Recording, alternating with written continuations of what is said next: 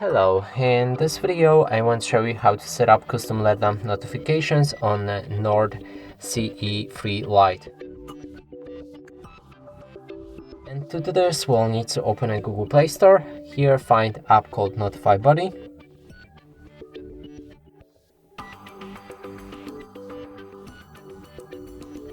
Install it.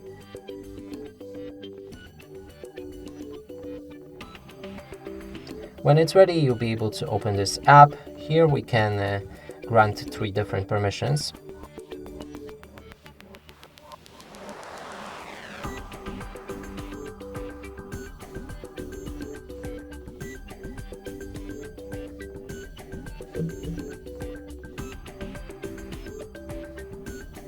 When it's ready, there's 4 different tabs: User, System, Active, and the Settings. In User, you can enable any apps to allow them for custom LED lamp notifications.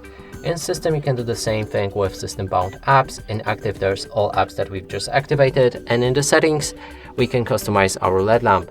Let's click on the Test button to see the LED lamp right there.